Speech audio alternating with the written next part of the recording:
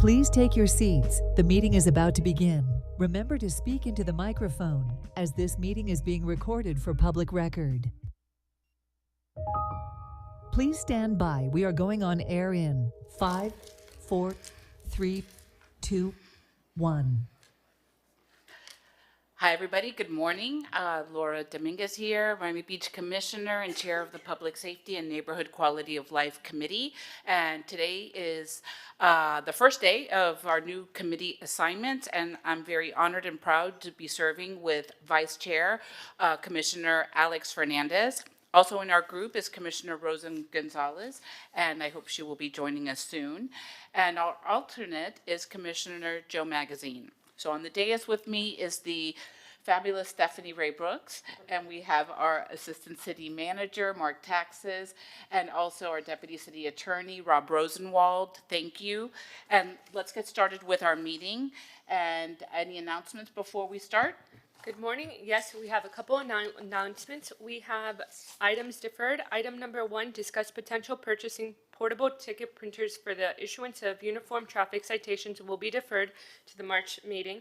Item number 5, discuss take action on activating the utilized spaces in Altos Del Mar Park. Item number 7, discussion regarding beach concessions, regulations, and layouts to ensure the sufficient area remains available at all times for public enjoyment of beaches. And number 8, discuss potentially moving the Public Safety Communications PSCD from under the auspice of the fire department back to the police department. Those items will be deferred to our next meeting, and this meeting is a hybrid meeting. Members of the committee could join via Zoom or dialing in to 312-626-6799 or 888-475-4499. And those are our announcements for today. Wonderful. We'll start with number 4. Item number 4 is to discuss the timeline of the construction of the Miami Beach Convention Center Headquarters Hotel and anticipated opening date. This item was sponsored by Commissioner Dominguez and co-sponsored by Commissioner Fernandez, and we have Yvette Batista that will be presenting. Vice Chair Fernandez, would you like to tee this up? Yeah, we have Yvette here from the development team to provide us with an update. Just a few weeks ago, we heard that they were in the process of getting a closing on their loan within these weeks. So where are we with that? How far are we going to see a shovel on the ground? Hi, good morning. So we are on track to close the loan by the end of March, and we are all hands on deck working with the lenders, the preferred equity lender, bond holders, lawyers, construction consultants, and insurance consultants to ensure that we meet all the requirements of the closing for the loan, as well as the pre-possession conditions from the city, okay? We have a weekly call with the city on possession conditions, and we are, like I said, we are on track for the end of March. So the test piles will begin at the beginning of March. March 3rd is what we are tracking, and then the timeline for construction is basically the same as we shared on our last call. April 7 begin foundation.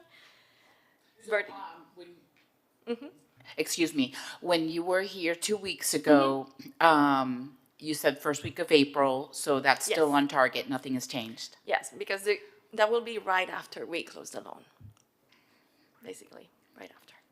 Okay. That's still, Okay, so you're on track to start construction as soon as you close the loan. yes. In the meantime, there's these easements for alleyways and sky bridges and all that type of stuff. Is all that moving forward? Can we be making progress on some of that stuff while the loan? I just don't want us to wait to make progress on other elements just on the loan. We could be advancing on other things Yes. in the meantime. So where are we with some of these? Let's say like the easements. Let me just put that out there because I know easements then have to be signed by the city and that type of stuff. Or where have you submitted, sketches and the legal descriptions to the city? Good morning. Hi, Thais. Thais Vieira, and City Liaison to the project. So as reported last month, they have already submitted the documentation for the city to review. City has hired a surveyor to do a peer review of the documentation that they've submitted, and that's currently in the works. They expect that to be completed within the next couple of weeks. Okay. And it's basically just a peer review of the documents they submitted. Okay, all right. All right, very good. So we'll see you guys in a few weeks. Thank you. Thank you. Thank you. Thank you. Okay, with So, that. just for the record, we'll keep this item on Correct. to the March meeting. Yes, March 12th. Perfect. And item number 2, please. Item number 2 is discuss adding a requirement for secure and accessible bicycle and micromobility storage to the special event review process. This item was sponsored by Commissioner Fernandez. Thank Thank you. Vice Chair Fernandez, please tee that up. Thank you. And so this is a very, simple item, but I think it could have meaningful consequences for our city, because we do pride ourselves in hosting a variety of events in the city of Miami Beach, whether it be at the convention center or whether it be standalone setups that happen on our sands. We truly pride ourselves in being this wonderful destination. That also means that we have traffic. And part of the ways that we need to facilitate the traffic situation is giving people micromobility and alternative ways of getting around. The challenge with it is, let's say during Art Basel, let's say you're getting around on a bicycle during Art Basel and you go to the convention center. Well, where do you park your bike? And it's not just where you park your bike, but let's say you parked your bike, but you have a helmet and you want people using a helmet. Well, what are you going to do with that helmet? Are you going to just be walking around the convention center with your helmet? And the same applies with anything else. And so I see we have our Director of Tourism and Culture before us to guide us a little bit on what we can do to make sure that as part of our special event permits, we have the proper requirements for bicycle and micromobility storages within these facilities. So welcome, Lisette. Good morning, Madam Chair, Vice Chair. Lisette Arrogante, Director of Tourism and Culture.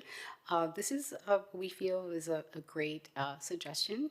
We met on January 30th with our Production Industry Council, and we shared that this item was going to be heard at neighborhoods.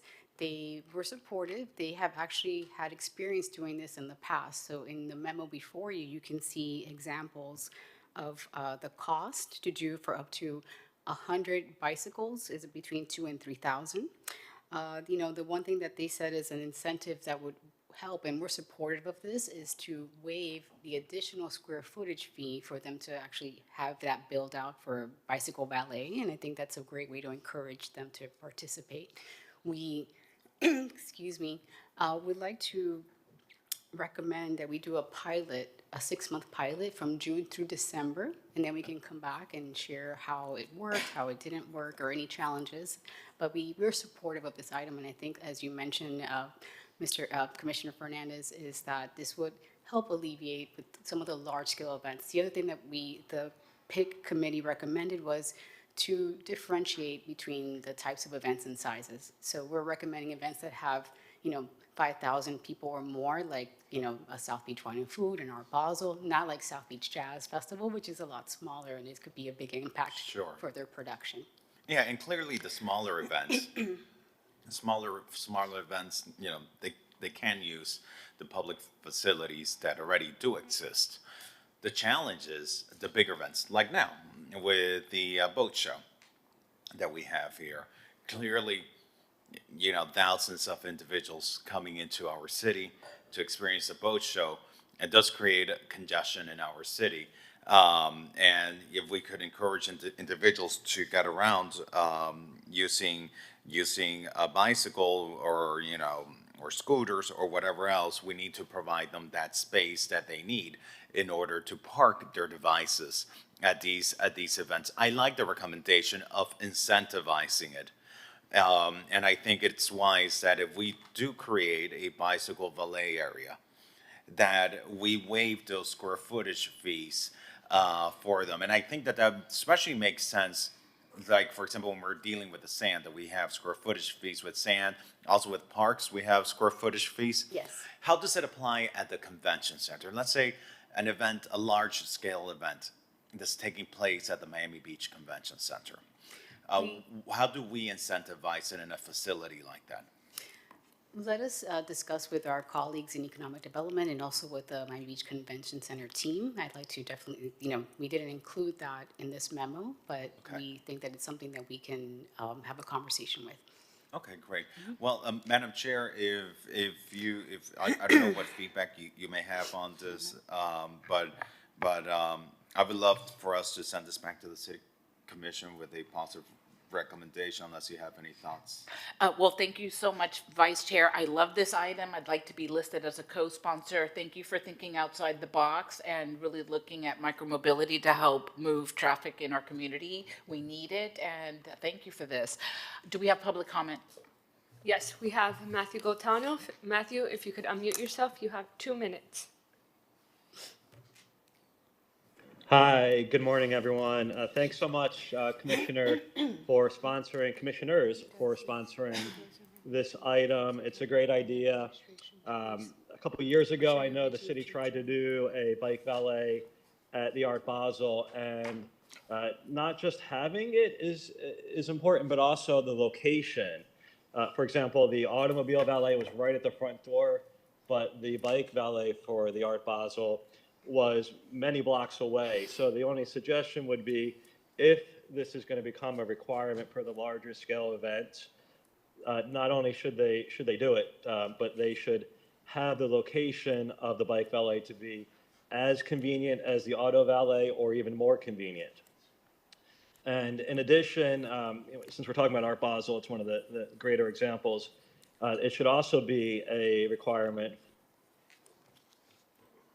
for the satellite fares, especially those that are along the beach and the beach walk. For example, like the elephant item was, a lot of people came by bike, and if you went up there, you would see that people were locking them up to every little thing they could find, to signs, to trees, to the ropes along the dunes. So I think it's a great idea. Incentivizing it is great. And requiring it for some events might even be something that should be considered as well. So again, thank you for considering this, and I think it's a great idea and will be very helpful in the future. That's great feedback. Thank you, Matthew. Thank you. Any other public comment? Yes, we have Jane Krupp. If you could please unmute yourself, you have 2 minutes. Oh, hi. Yes, I am a big biker around town. And when I went to the convention center last year to go to Art Basel, they wouldn't let me in with my helmet. So if you could somehow, figure out, liaise with them and allow helmets to come in, and it would encourage people to use helmets. So, it was really kind of a pain. I had to go back out to my bike and lock it up. And so if you could maybe attend to that detail, that would be great. Thank you. I think that's included in this item, and I think by acclamation, we can move it if there's no more public comment. No more public comment. And I just, if I may, Madam Chair, thank you for your support and for your co-sponsorship. And to the members of the public that spoke on this item, thank you for the helpful feedback. One of the items that came up was, for example, the elephant exhibit. Did that elephant exhibit have to get a special event permit? Yes. It did, okay. Events that occur in private facilities, they also have to get special event permit under certain instances, or? It depends. So let's say during Art Week, we will have special event permits for hotel properties that are having events in their pool. That's because they have elements that trigger building permits, different fire review. But we don't, this is more specific to public property.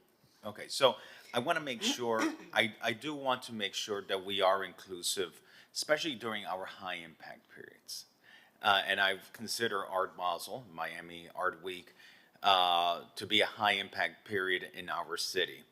I would say in a situation like that, these special events that do occur at these private facilities, they do need to find ways that they can accommodate people being able to store their bicycles. They need to find ways people being able to store their helmets.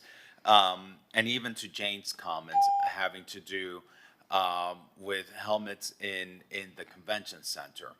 We need to find ways in which people can just drop it off somewhere, because it's not allowed in the convention center yet. We want to encourage people to bike, and if they're going to be biking, they should be wearing a helmet. And so our policies just kind of need to just align with it. I also wouldn't want this to be this should be a requirement to be offered as part of having a special event permit. I get concerned, with like valet. Vehicle valets are very expensive. I think to the extent possible, believe these bicycle valets should be as close to free as possible, if not free. I do believe it should be a public service, and I think it's part of how we stay being an inclusive and accessible community to all. And so I just want to include that as part of the item. Thank you, Madam Chair. You're welcome. All right, so we'll move this to the full commission. Okay. Item number 3 is discuss the possibility of utilizing Project Greenlight to mitigate traffic and air pollution. This item was sponsored by Commissioner Dominguez.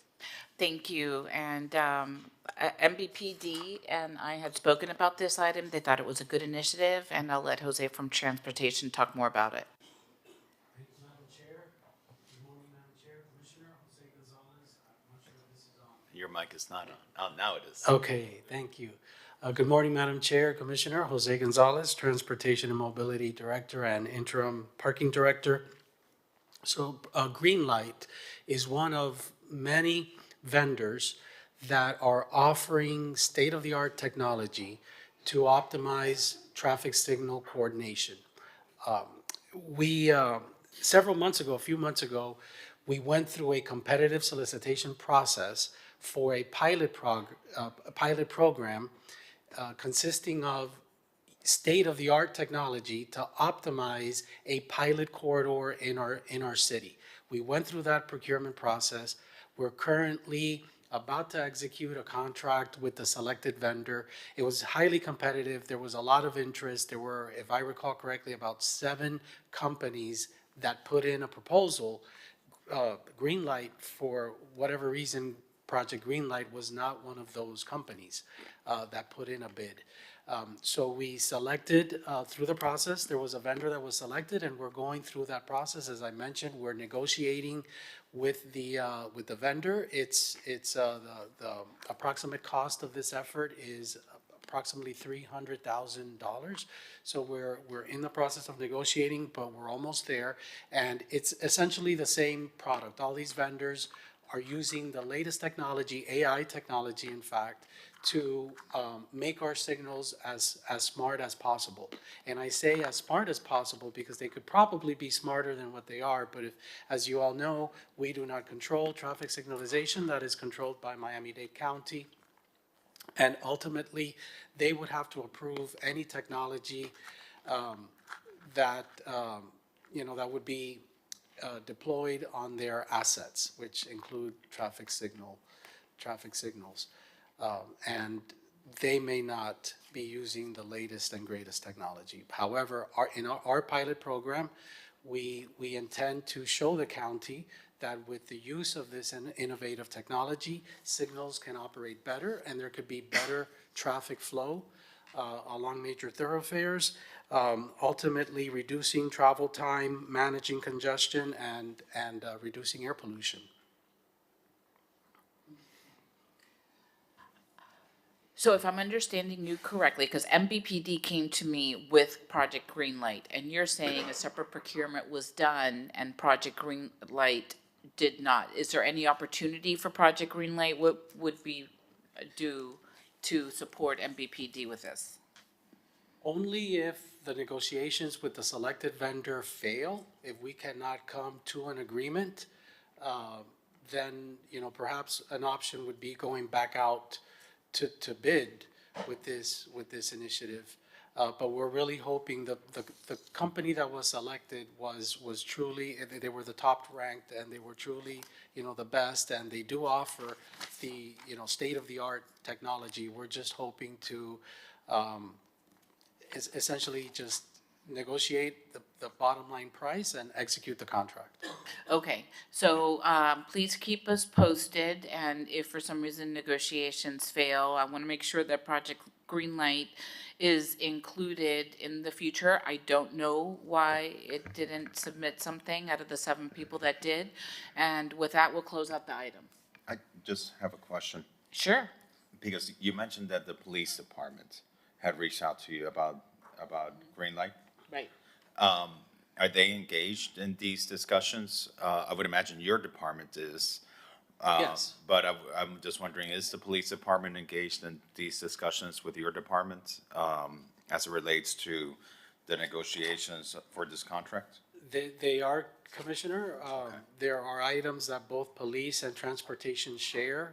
You may recall one item that's been on the commission agenda regarding traffic flow and along major corridors, particularly 41st Street. So, and that's a joint effort. And my understanding is that the police is aware. We've had conversations with them regarding this initiative.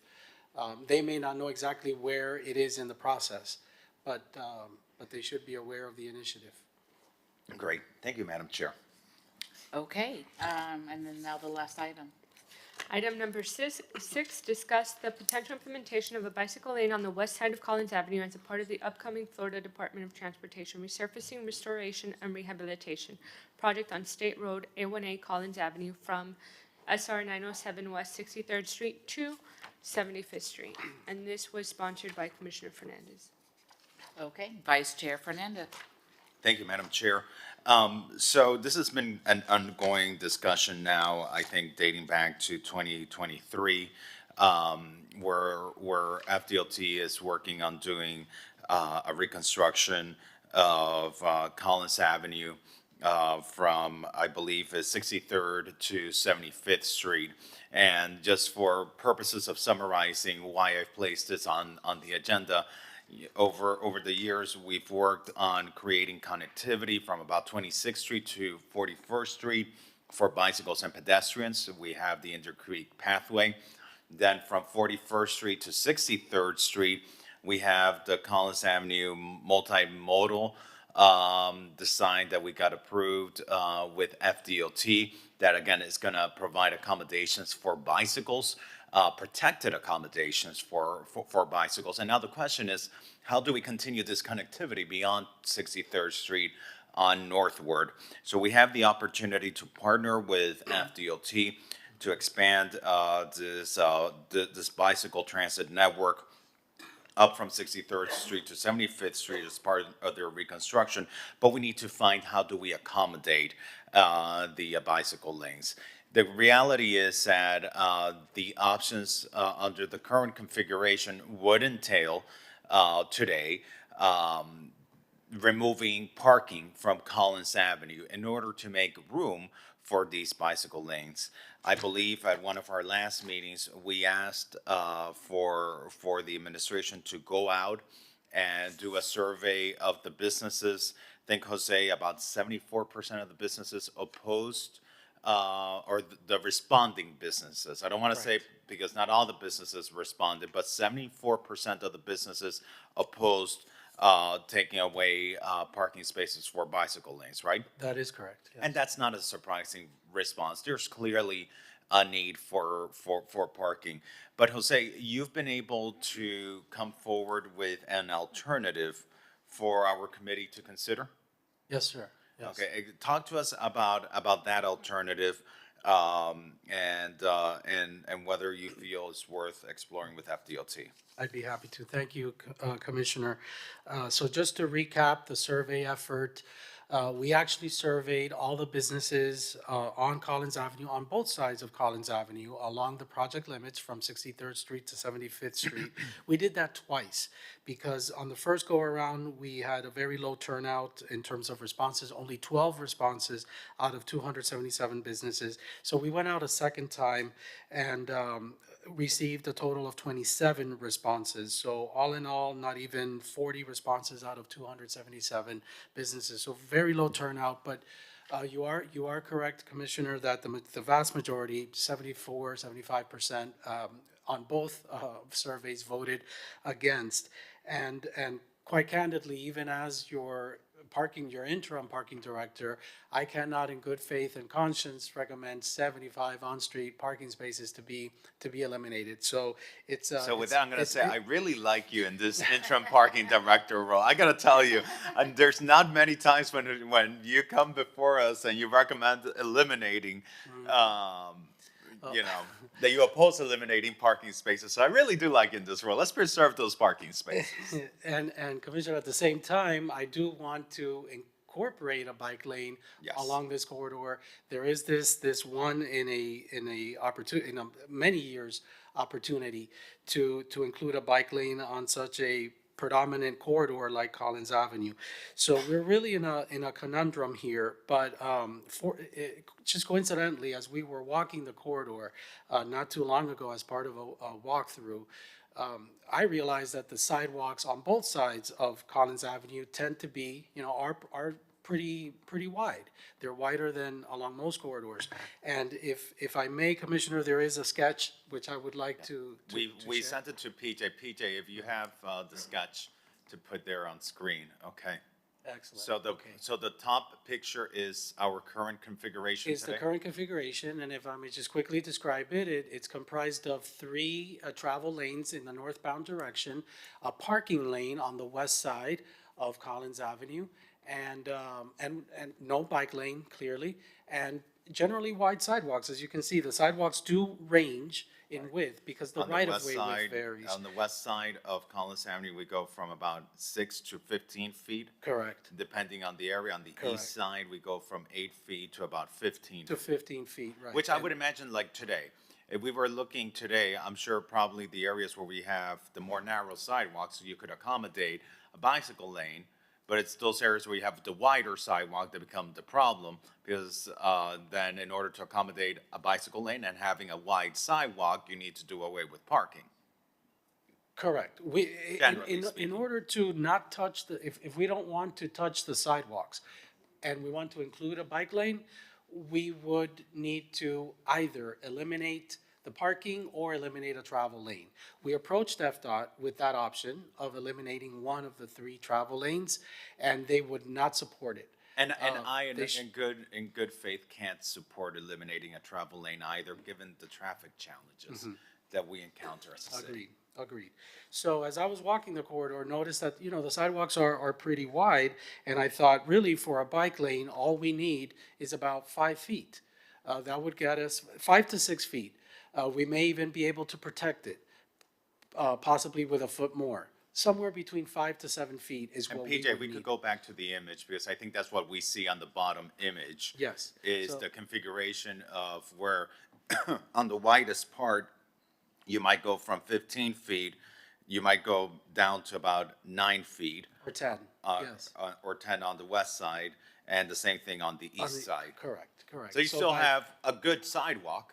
a good size, adequate sidewalk for, pedestrian accessibility. Obviously, it's a commercial corridor. We want to encourage walkability, pedestrian activity, but we think that we can shave off a little bit from each side, depending on the wider side, because again, the right-of-way width varies. It's not a standard right-of-way width throughout from And 63rd Jose, to let me ask you 75th. this, because you did mention the possibility to protect it. Now, I would imagine is it easier to do on the west side? Is it better to do it on the east side?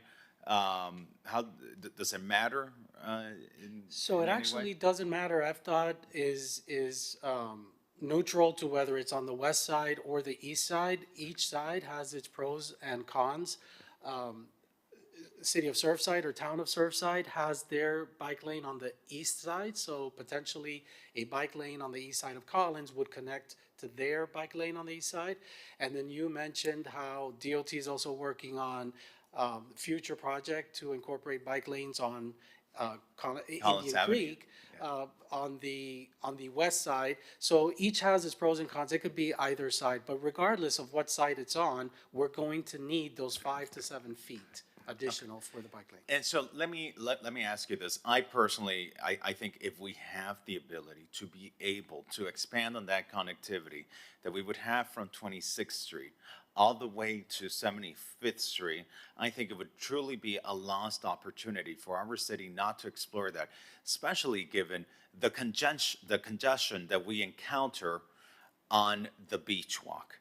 The amount of bicycles that are competing for space with our residents and with the pedestrians on the beach walk. So we can offer that ability on the street. I think it is prudent and it does make sense. So I think we should be exploring that. Tell me, superficially, what challenges do we encounter? Because I would imagine if we were talking only about striping, the cost is less. But when I see this here and taking an existing sidewalk and reducing the size of that sidewalk, I'm hearing, ripping concrete, replacing concrete, doing new curb and gutter, and I must assume there is a fiscal impact associated with that. That's correct, Commissioner. The project that FDOT is currently proposing is a milling and resurfacing project. So the scope is very constrained. The cost is also, their budget is also constrained because it's essentially just restriping, which is why they proffered eliminate the eliminate the parking lane, put in a bike lane, it's just striping. Because it's, right. the scope would However, only be in striping. order to achieve the cross-section on the bottom of the page there, that, as you mentioned, we're getting now into the sidewalk area, the curb, the gutter, that affects the flow line, and that affects drainage. So it automatically becomes a reconstruction project. There Now, may be but things- let me ask you this, and perhaps our assistant city manager could chime in here. I must say that one of the recurring complaints that I also do get from North Beach is the conditions of the sidewalks in North Beach. The sidewalks in North Beach are broken, they're tripping hazards, and I hear about it all the time.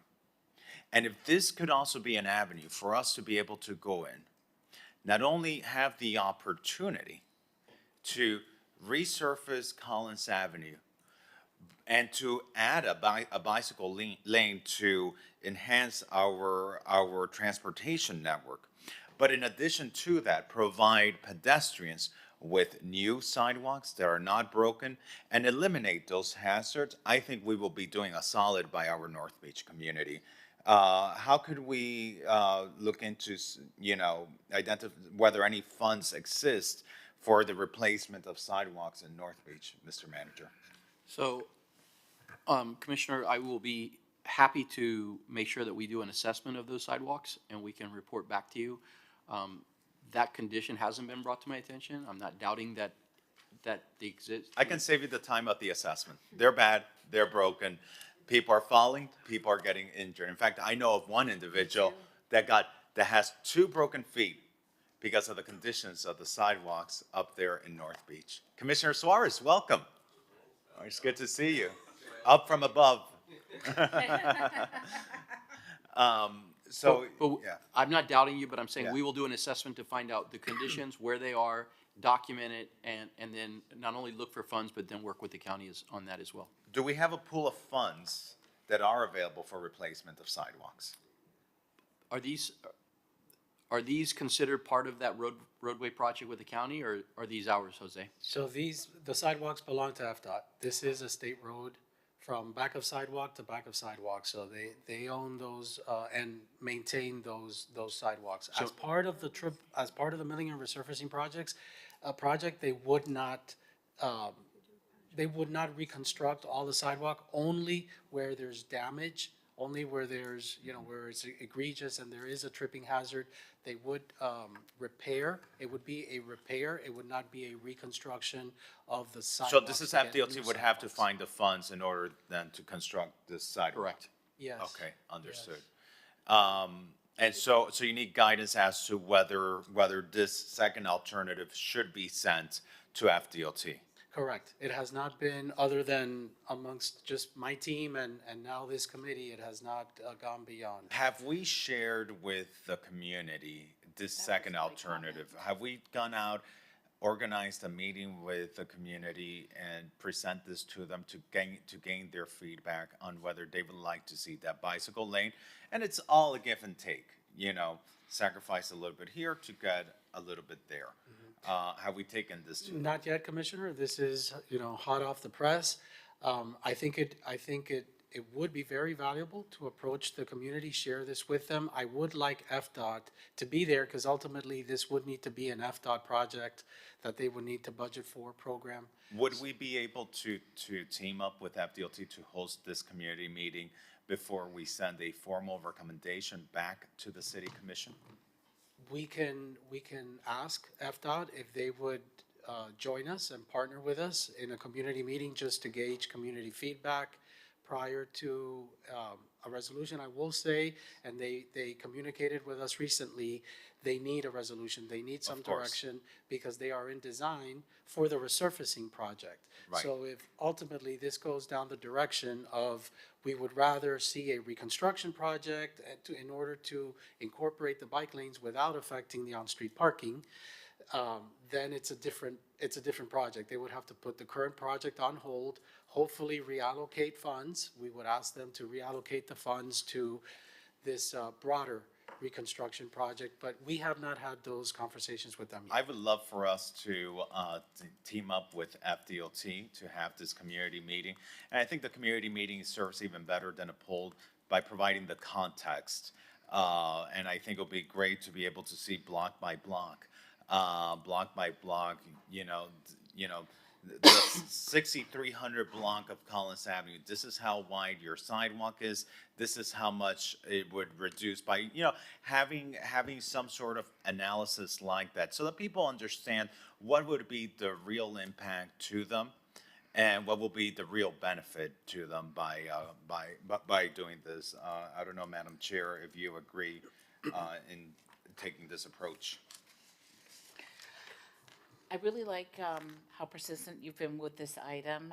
When I first heard the item several months back, or maybe a year ago, I was nervous because of the losses of parking and how adamant the residents were up in that area and the businesses about not losing parking. And I agree with you that the Beach Walk is very busy and congested, so to have another area of connectivity is great. And if just by reducing the size of the sidewalks a little bit, we can minimize the impact of losing parking spaces and still have that connectivity, I think it's a win for our community. And so I am fine with that. Okay, so Jose, and thank you, Madam Chair. I appreciate that support. So this is an item that I would like to keep in committee so that we can go out into the community and do that community meeting, ask FDOT to participate in that meeting, and then bring back the feedback we got from that meeting to this committee. And I think we have public comment, and if it's okay with you, maybe we bring this back to the April commission? For sure. Committee. Of course, it'd be my pleasure. All right, so public comment. Okay, we have Matthew. You have 2 minutes. If you could please unmute yourself. Hi, good morning again. Matthew Goltanoff. I just want to thank the two committee members and Commissioner Fernandez and Commissioner Dominguez for continuing to be champions of enhancing mobility on Miami Beach. I'm supportive of this idea to explore other innovative ways to incorporate a bike lane on this or a future FDOT project, hopefully this project. I just want to say that I'm a little concerned, though, about the survey that was sent out, especially the question. It was a little leading, and I think that if you wanted to gauge support for a bike lane, probably should have bifurcated the parking lots to a separate question. It's just some feedback I want to provide, but just the way in which the question was phrased, I think that might have influenced the outcome in which you receive from the businesses. But a community meeting is a great idea. Let's learn detailed block by block how this can be done, the impacts and also the positive benefits. I think will be great for everyone, and hopefully the persistence on this project and keeping it hopefully moving forward will result in enhanced bike lanes and access for everyone in the city. So thank you again. Great. Thank you. Larry Schaefer, if you could please unmute yourself. You have 2 minutes. Yes, it's not going to take 2 minutes, thankfully, for all that are in attendance. We all like bike lanes and we all like parking. Don't you think we could have had bike lanes if you finished the 72nd Street garage, a completely failed project that I hope you're going to answer direct questions about tonight? If we had the garage there, we wouldn't have the merchant saying that, hey, we don't want bike lanes. Because like as the previous caller said, our neighbors want bike lanes, but we can't have them because you didn't build a garage. And it's been how many years? 7 years since we started funding that debacle, and we're not going to get it for 10 years. So I know this discussion about bike lanes, but it is about parking, and you can't give us bike lanes because you didn't deliver the garage. Thank you. If we could please unmute Charles Fisher. Charles, you have 2 minutes. Hi, thanks so much. This is Charles Fisher, is my name, I guess. Obviously, I'm just calling to voice my strong support for the bike lanes for a couple of reasons. One, obviously, we're a very bike-friendly city, and we have the potential to be even more bike-friendly. We should lean into biking in this town because traffic is, quite frankly, a nightmare. I bike when I need to get around and avoid traffic. You know, parking is very difficult, so I often will bike instead of driving. It just makes life so much easier. I also know that the mayor has been very concerned with the amount of bikes on the beach walk. I'm sure you guys discussed this already.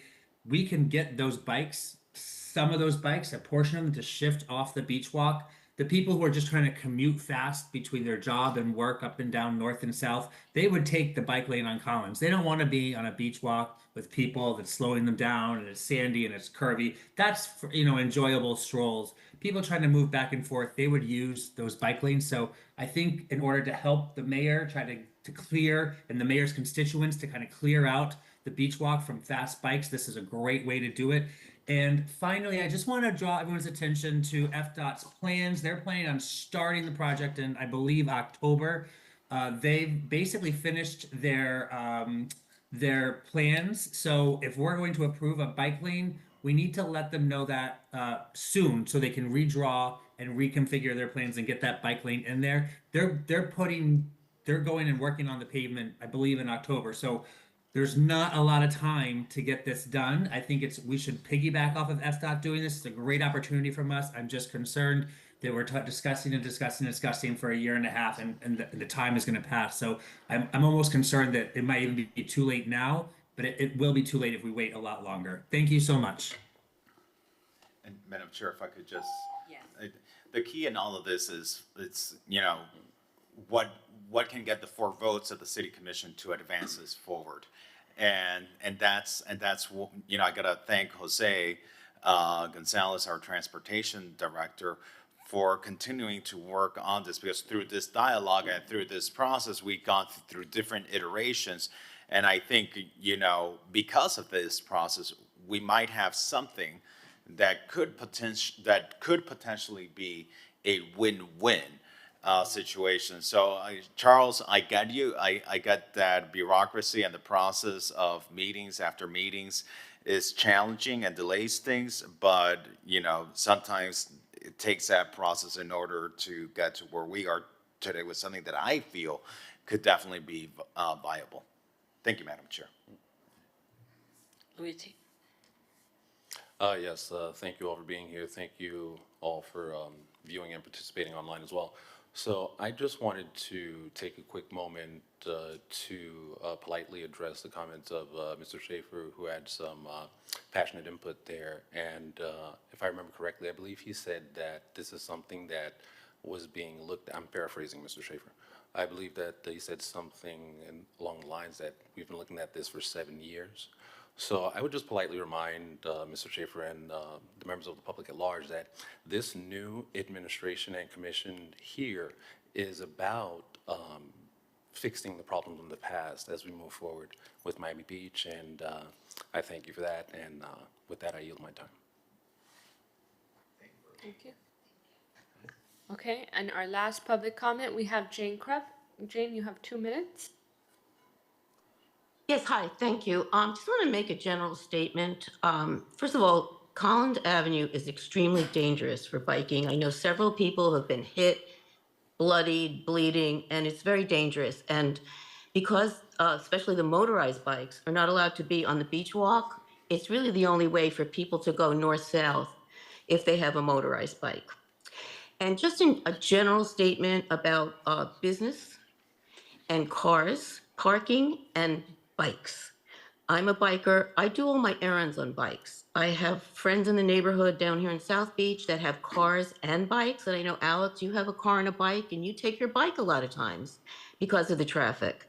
So if I want to go up to North Beach and do business, I'll go on a bike. But if it's not safe, I'm not going.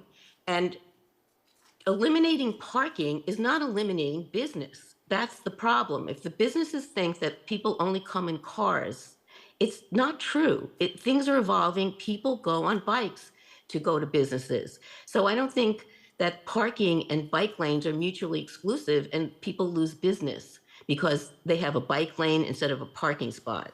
So we need to kind of rethink that, comparison, excuse me, that when you take away a parking spot for a business, it doesn't mean you're taking away business necessarily. You might be inviting people who are on bikes. So, we should be encouraging bikes, not cars. Thank you. Thank you. Closes out public comments. We have no more comments in the audience or online.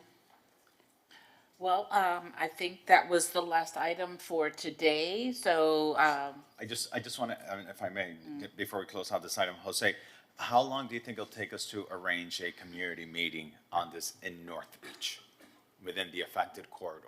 Well, we will work as quickly as possible, Commissioner. Again, it would be good to have this meeting in partnership, in collaboration with FDOT, so we'll coordinate their schedules as well. But we're gonna aim to do this as quickly as possible, and I'm sure FDOT will also want us to do this as quickly as possible because they're awaiting our decision. And, how much time do you need? You think during March, I guess between now and March, we could do this? I think that's doable. Okay, and then to have an item back here in April as the chair suggested. I think that's doable. Okay, and I just want to reiterate the comment I made earlier. It's not lost in me, the amount of work you've put into this and that you've kept on thinking about alternatives. And I really do want to say, I'm just going to put it out there publicly on the record. I really do like the transportation department and the parking department working together because we see things in a much more balanced perspective when the two departments are under the same leadership. I really do like it. And I think this right now is a result of that. So I thank you for that. Thank you, Commissioner. thank you. Thank you to the city administration for all of your hard work today. Really appreciate it. Happy early Valentine's Day, and we'll see all of you March 12th. Happy Valentine's Day. Shortest committee meeting ever.